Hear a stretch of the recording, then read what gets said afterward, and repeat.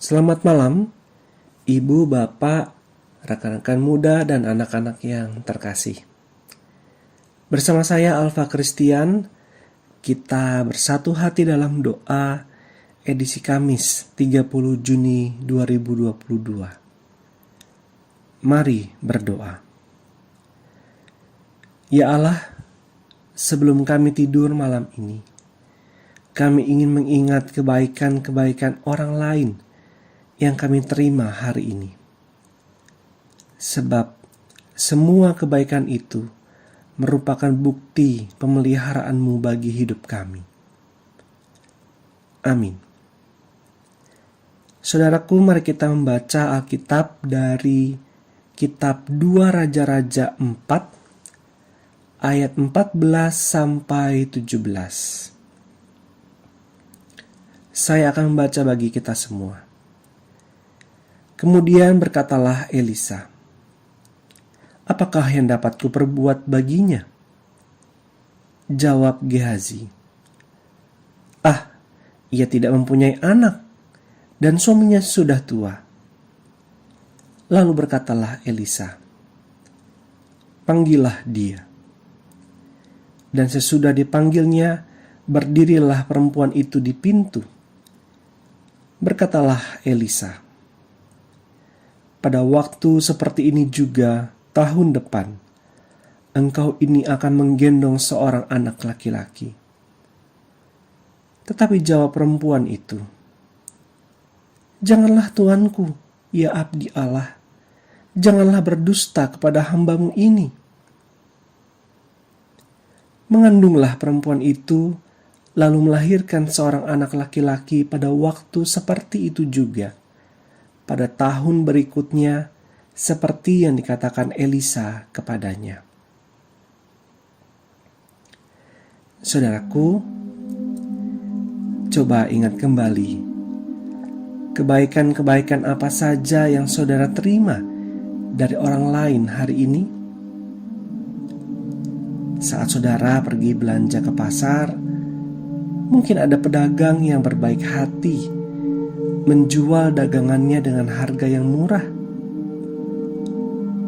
Atau saat saudara bekerja di kantor, mungkin ada teman yang bermurah hati menraktir makanan atau kopi kekinian. Hari ini pasti ada saja orang-orang yang berbuat baik kepada saudara.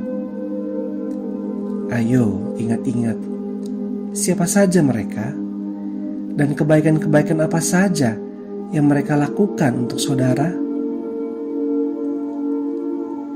Dalam bacaan kita tadi, jika kita membacanya secara lengkap mulai ayat 8, maka kita akan menemukan begitu banyak kebaikan yang diterima Elisa dari seorang perempuan kaya di Sunem. Perempuan itu mengundang Elisa makan beberapa kali di rumahnya.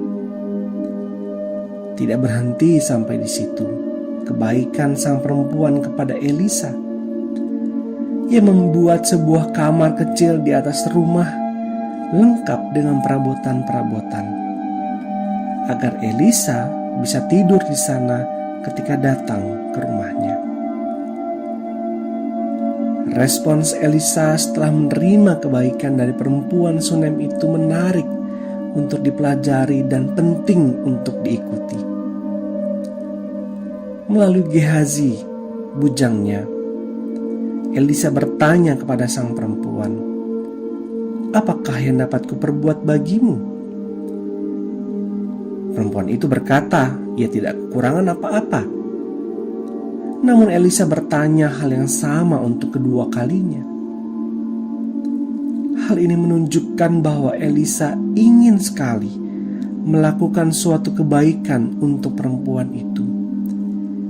Elisa sadar betul kebaikan-kebaikan yang diterimanya dari perempuan Sunem itu merupakan bentuk pemeliharaan Allah atasnya. Untuk itulah Elisa ingin melakukan hal yang sama untuk perempuan itu.